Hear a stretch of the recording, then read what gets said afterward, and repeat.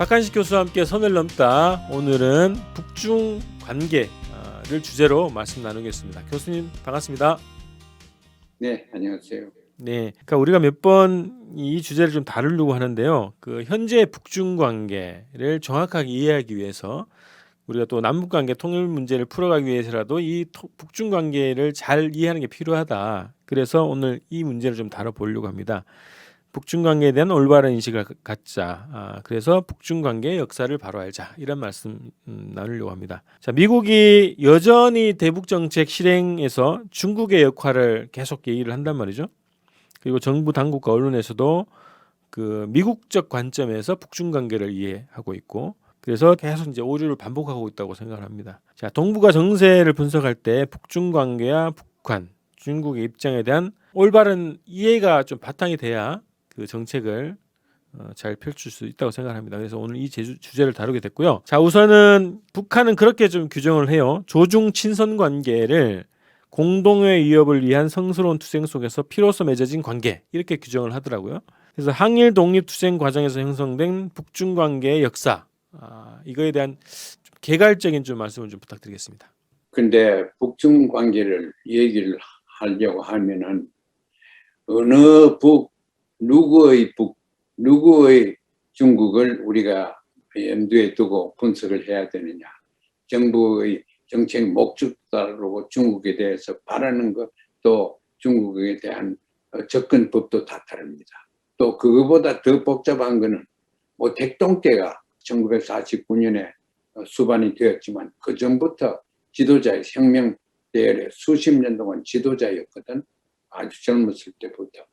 그래 모택동이 1949년 국가가 되기 전에 모택동과 남쪽, 북쪽 또 이 관계가 그때는 남북도 없었으니까 조선 반도와 어떤 관계가 있었냐 그걸 알아야 되고, 그 다음에 모택동이가 들어서고 나서 금방 일어난 게 우리 전쟁 아닙니까? 그래서 그때 전쟁을 전후한 모택동 때에 어떤 정책을 조선 반도에 대해서 한국이나 또 심지어서는 동북 삼성에 있는 조선족들에 대해서 썼느냐, 그걸 우리가 알아야 되고, 그 다음에는 큰 변화가 어디서 냈냐, 등소평양한테서 왔습니다.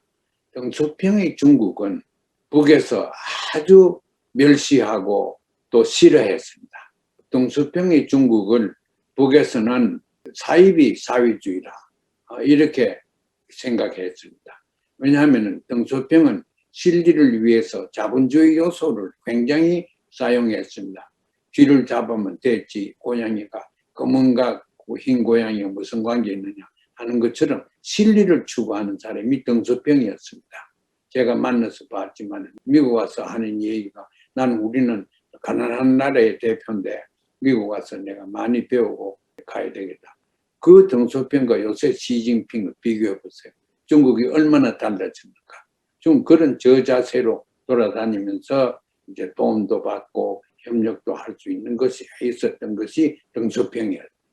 그 등소평에 대해서는 북에서는 아주 신랄한 비판을 했고, 그 수정주의자라 이렇게 낙인을 찍었습니다. 그리고 등소평이 지나고 나서 그다음 요새 크게 나온 것이 시진핑입니다. 시진핑은 그러면 북에 대해서 어떻게 생각하느냐, 또 시진핑에 대해서 북에서는 어떻게 생각하느냐, 이런 걸 다 보려고 하면 시간도 많이 들고 노력도 많이 해야 됩니다. 이렇게 대충 보면은 시진핑 지금은 옛날에 모택동 등소평하고도 달리 사회주의자는 사회주의자인데 중국식 사회주의라 얘기를 많이 합니다. 우리식 사회주의다, 중국식 사회주의다, 그런 얘기는 모택동도 안 했고 등소평이가 중국식 사회주의라 그런 거는 자본주의적 사회주의라 이 말이었습니다. 그래 놓으니까 이게 북쪽에서 이 사람을 멸시하고 한 이유가 거기에 있습니다. 자본주의적 사회주의. 시진핑은 자본주의적 돈을 저렇게 많이 벌여도, 자본주의 세계 경제에 가서 많이 벌여도 절대 자본주의적 사회주의라고 하지 않습니다. 자기는 우리식 사회주의다, 중국식 사회주의다, 그렇게 얘기합니다. 시진핑이 우리식이라는 거는 유교식이라고 하는 걸로 우리가 이해하면 옳습니다. 유교식 사회주의다. 그게 시진핑이 하는 것이에요. 그래서 유교식 외교, 유교 외교를 지금 철저하게 하고 있습니다. 그래서 미국과 무슨 자본주의 사회주의의 충돌이나 이런 게 별로 무력적인 충돌은 더구나 제 생각에는 전혀 나지 않을 것 같습니다. 옛날 중소 때 냉전 때와는 다른 상황이 벌어지고 있습니다. 그 모택동 혁명에 북에서 직접 뭐 군인을 보내고 이런 그럴 여가도 없고 때도 그때 국가도 안 돼 생겼으니까. 그러나 동북 삼성에 있는, 제가 그거는 정말 잘 압니다. 왜냐하면 제가 거기서 낳고 살았기 때문에. 동북 삼성에 있는 우리 조선족, 그때는 180만, 요새는 250만 그럽니다. 이 사람들이 모택동 혁명에 헌신한 거는 이루 말할 수 없습니다. 왜냐하면 자기들 장개성 밑에는 살 수가 없었어요.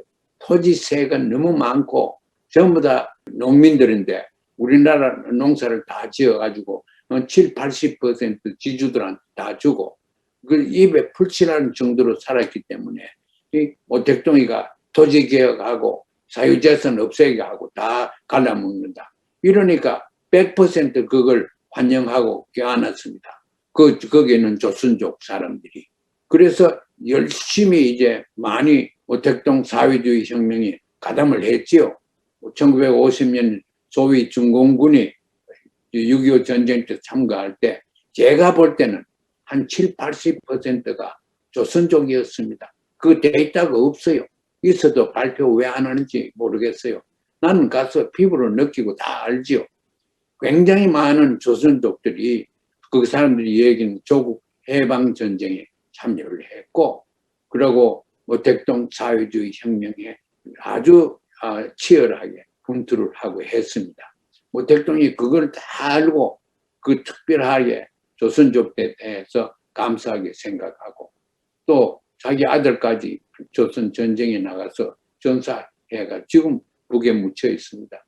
이제 그러니까 피로 맺은 관계지요. 그 관계는 그렇게 보면은 미국에서 재현할 수 없는 관계가 남에서도 재현할 수 없습니다. 그런 의미에서 피로 맺어서 많은 사람들이 모택동 혁명을 위해서 피를 흘렸고 모택동 아들까지 죽어서 피를 흘렸고 그런 관계입니다. 그걸 우리가 좀 알고 현실적인 걸 봐야 될 것 같습니다. 아주 그 개괄적으로 다 말씀을 해주셨는데요. 그 출발점은 어쨌든 한일 독립 투쟁 과정에서 형성된 북중 관계, 이렇게 출발점을 그렇게 설정하면 되겠죠. 사실 그 전에도 장개석 모택동 합쳐가지고 한일 운동할 때 그때 조선분들이 굉장히 적극적으로 지원을 하고 참여를 했습니다. 2번이나 합작을 해가지고 일본에 대해서 반일본 반제국주의 그걸 했죠. 중국 모택동과 장개석. 그런데 거기에도 이제 우리 동포들이 지대한 역할을 했습니다. 그래서 모택동은 조선족에 대해서, 그러니까 지금 북에 대해서 굉장히 가깝게 느끼는데 정초평이나 그 후의 사람은 다르죠. 바이든은 민주주의, 시진핑은 사회주의 이렇게 됐는데 거기에서 김정은은 사회주의지 민주주의니까. 그러니까 그 이념적인 정서적인 공통점 때문에 그걸 미국이나 한국에서 그걸 능가하기가 어렵습니다. 북중 관계는 그 관계가 특별한 관계고 돈독한 관계라는 걸 이해관계 가지고 맺어진 것만 아니고, 이해관계도 이해관계가 있죠. 그렇지만 그건 정서적으로 맺어졌기 때문에 한미관하고는 좀 다릅니다. 한미는 정서적으로 맺은 게 아니고 이해관계나 또 정치적으로 맺어졌죠. 아까 이제 동북 삼성 얘기를 잠깐 하셨는데요. 그거를 좀 더 얘기 좀 듣고 싶습니다. 그 동북 삼성 해방 전투에서 북의 활약이 결정적이었다. 그런 또 얘기가 있습니다. 그래서 동북 삼성과 북한의 관계가 매우 특별하다. 그것이 예. 그 대북 제재 과정에서도 또 드러난 것도 있다고 알려져 있습니다만 그 배경이 어떤 건지 좀 다시 한번 설명 부탁드릴게요. 만주의 일제시대에 건너간 사람, 많은 사람들이 민족 독립의식이 강한 사람들이었습니다. 그래서 그 중에는 김일성 주석도 포함되어 있었지요. 그래, 그 사람들이 이념적으로 자기들이 사회주의를 선호했고, 이해관계를 봐도 사회주의가 옳고, 또 이득이 되고, 그래서 적극적으로 180만 이상이 거기에 살면서 모택동을 지지하고 그랬습니다. 그런데 거기에서 이제 가면은 전부 농민들인데, 농민들이 대부분이 벼농사를 짓습니다. 그래서 그건 수전이라 그래요. 물밭이라 그러죠. 벼농사를 짓는데, 벼농사에서 나오는 벼의 쌀은 한국 조선 사람들만 먹지 중국 사람들 먹지 않습니다. 월남 사람들이나 이런 타일랜드도 우리 쌀은 먹지 않습니다. 우리는 낀득낀득하고 물렁물렁하고 한 이런 쌀 아닙니까? 그런 밥이지요. 그런 밥 다른 사람 안 먹습니다. 그건 무엇이냐면은 그게 생산한 거는 조선반도로 다 왔어요.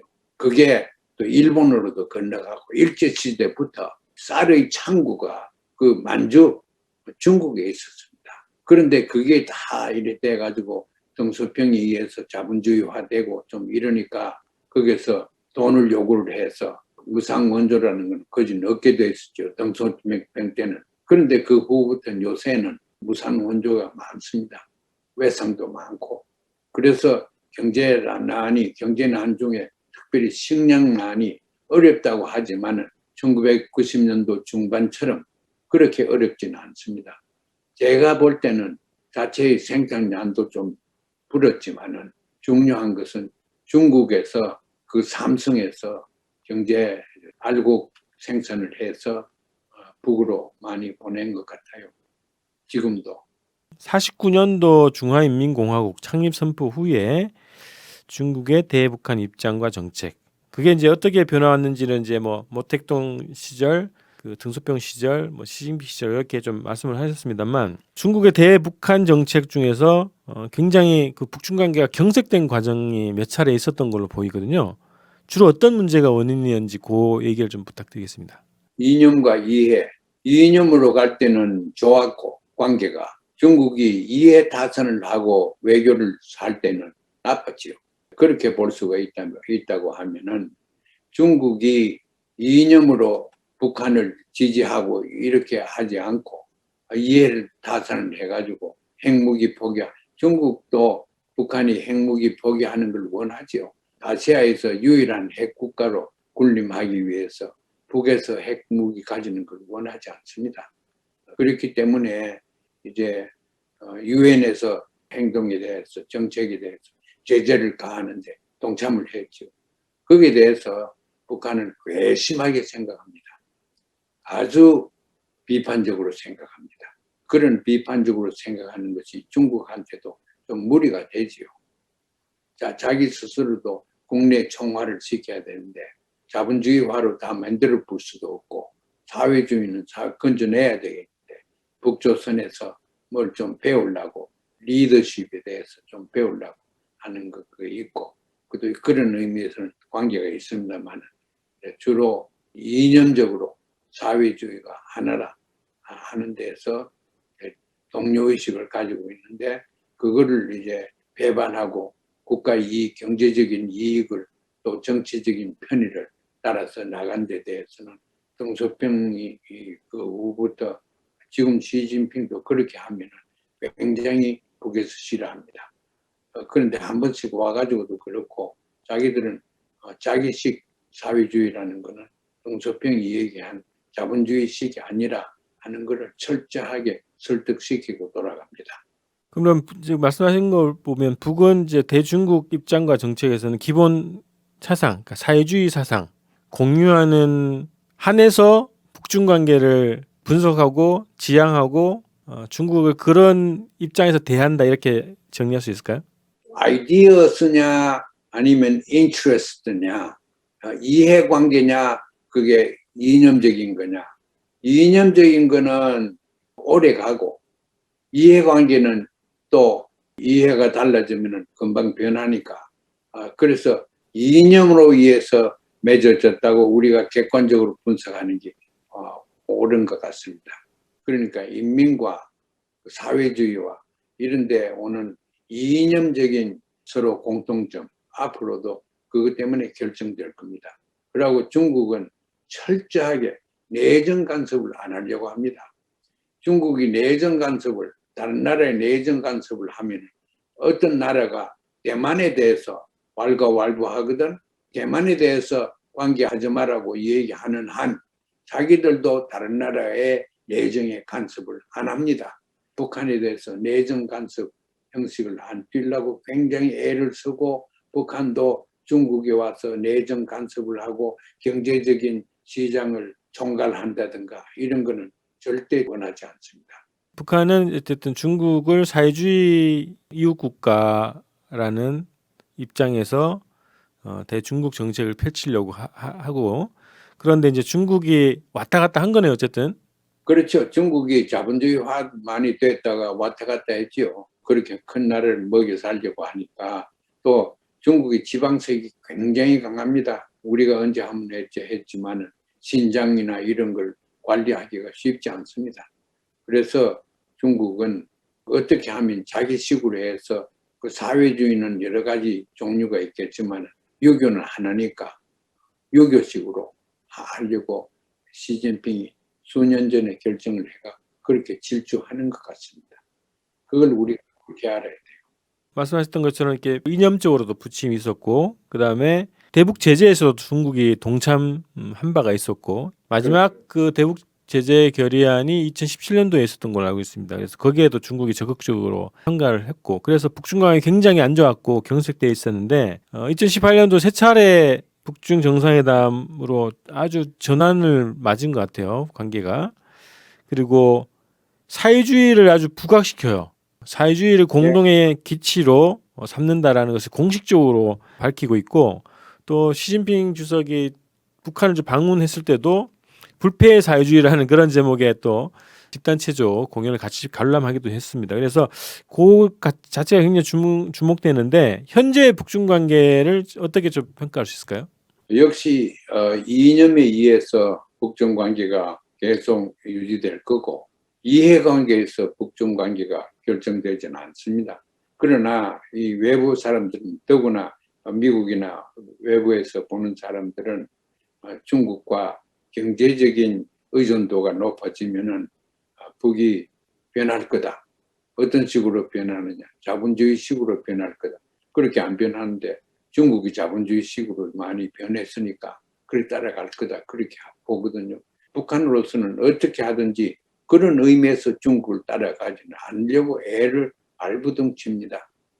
제 생각에는 그 사람들의 교육이나 이런 정치 구조나 의식이나 이런 걸 볼 때 아마 중국을 따라가지 않고 자기식인, 주체식인 사회주의를 창의적으로 지금 만들고 있고 성공적으로 할 것 같습니다.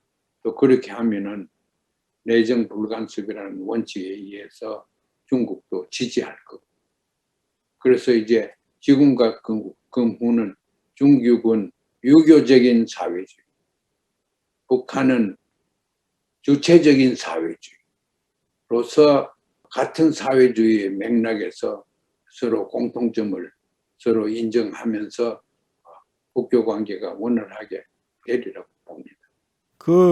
그래서 북중 관계가 이제 말씀하신 대로 이념적으로 다시 재확인했다고 할까요? 사회주의라고 하는 이념으로 다시 관계를 회복하고, 그 대북 제재를 완화해야 된다는 입장을 또 러시아도 그렇지만 중국도 그런 입장을 밝히는 것을 봤을 때, 역시 이념 문제의 공통성을 확인하고 그 관계가 회복됐을 때 대외 관계도 그렇게 그 행보를 가는 것으로 보이더라고요. 자, 이제 앞으로 그 북중 관계는 제가 볼 때는 사회주의를 더 강조하는 그런 그 관계를 더 강화해 나갈 것 같고, 그래서 그 국제 사회에서도 어쨌든 공동의 행보를 걸을 걸로 예상이 되거든요. 그런데 이제 아까 말씀드렸던 것처럼 이게 중국을 바라보는 미국, 또 중국을 바라보는 한국과 여러 가지 언론들은 여전히 90년대식 그런 관점으로 중국을 바라보면서 대북 정책을 좀 설계를 하는 것 같단 말이죠. 북중 관계를 바라보는 미국 그리고 한국 정부, 그리고 언론, 지식인들에게 또 한 말씀 좀 부탁드리겠습니다. 북중 관계를 볼 때 어떤 안목을 봐야 되나? 중국은 유독한 사회주의다. 북도 유독한 사회주의다. 그렇게 봐야죠. 그러면 이제 그 사회주의가 고립돼 가지고 그렇게 있느냐? 세계를 보십시오. 자본주의 국가들을 보십시오. 선진 자본주의 국가, 미국을 대표돼 가지고 이게 자본주의가 지금 위기에 다 빠졌습니다. 그래서 사회주의의 정책을 그냥 답습하고 있습니다. 바이든도 보십시오. 국가가 모든 걸 다 관장하려고 말할 수 없는 많은 예산을 지금 얼마나 받아갈지 모르겠지만 그렇게 되어 있습니다. 세계가 그런 의미에서 분배의 정의는 사회주의 원칙에 의해서 하는 걸로 세계가 그렇게 변하고 있습니다. 그러니까 중국과 북한 이것을 관계를 우리가 볼 때 외톨이로 떨어져 나가는 그런 관계가 아니고 세계 전체가 사회주의가 좀 상당한 때를 만나가지고 사회주의적인 요소가 자본주의, 선진 자본주의 국가에 많이 팽창하고 있다 하는 것도 한 가지 큰 변수입니다. 새롭게 제가 규정을 해주셨는데요. 그 북중 그 사회주의 자체가 그 냉전 시대처럼 고립되고 국제적으로도 외톨이였던 그런 시대가 아니고 이게 예, 자본주의 사회까지 그런 요소들이 지금 확산되고 있다. 그럼 세계 정치적인 그 영향력이 더 커진다고 봐야 되겠네요. 그렇죠. 그러니까 중국식 사회주의라는 게 역시 사회주의인데 그게 상당한 여론을 환기시키고 영향력이 있을 것입니다. 경제적으로는 중국 시장 등등 해서 중국을 미국이 능가할 수 없습니다. 세계 각처에서 경제적인 경제를 해야 되고 이념적인 경쟁도 해야 되는데 자본주의의 몰락 비슷하게 지금 하락길에 있는 것을 생각하면 중국이 미국과 세계 패권을 장악하기 위해서 경쟁하는 데는 중국에도 좋은 전망을 우리가 생각할 수가 있습니다. 한미 정상회담에서 그 중국이라는 단어는 안 나왔지만 대만 문제를 언급하면서 그 중국의 입장에서는 굉장히 좀 예민하게 반응하는 그런 분이 있었습니다. 그래서 그 문재인 정부의 대중국 정책을 어떻게 가야 되는지 그거 좀 마무리로 말씀 좀 해주시고 마무리하겠습니다. 그런데 미국과 중국이 상호 이율 배반적으로 이렇게 해서 합의가 없을 때는 미국을 택하지 말고 그렇다고 해서 미국을 버리라는 건 아니고 미국과 중국을 둘 다 택하는 묘미를 발견을 해야 됩니다. 미국과 중국에 따라서 세계적으로 예를 들어 환경 문제나 전염병 문제나 이런 거는 중국을 우리가 배제할 수가 없습니다. 중국의 힘을 받고 또 어떤 거는 자본주의 나라의 도움을 받고 그렇게 해서 우리 국리에 맞는 거를 우리가 원하는 미래에 우리는 이런 거다. 거기서 맞는 나라와 정책을 하는 나라들을 우리가 적당하게 또 바르게 국제관계를 형성해야 된다고 생각합니다. 우리 국익을 우리가 정의를 해서 우리가 수단 방법을 가지고 창의적인 수단 방법을 가지고 추구를 해야 된다고 하는데 그게 중국하고 미국이 첫 케이스로 나옵니다. 미국도 중국을 완전히 배제하고 앞으로 살 수 없습니다. 중국도 그렇고 미국을 배제하고 살 수. 그러니까 자기들도 그런데 우리는 중간에 있는 나라로서 여기서도 좀 보고 저기서도 좀 보고 그래서 이제 가장 좋은 방법으로 우리식 민주주의, 우리식 정치 체제 이런 거를 우리가 구상하고 창조하는 것이 옳다고 생각합니다. 1년 동안밖에 안 남았지만 1년이라도 이상적이고 미래지향적인 그러한 보관을 우리 정부에서 가지고 세계에 좀 군림했으면 하는 그런 희망을 가지고 있습니다. 자, 오늘 이제 북중 관계 좀 개괄적으로 좀 다뤘는데요. 이 주제는 굉장히 방대한 주제네요. 말씀드려 보니까. 그래서 기회가 되면 또 세부적으로 좀 다뤄보는 걸로 하고요. 그다음에 네. 북러시아 관계 문제도 저희가 앞으로 좀 다뤄가는 걸로 하도록 예, 하겠습니다. 예. 네네. 예. 그럼 오늘 이렇게 해서 북중 관계 역사 이해하기를 주제로 말씀 나눠봤습니다. 다음 방송에서 뵙겠습니다. 고맙습니다. 예, 안녕히 계십시오. 네.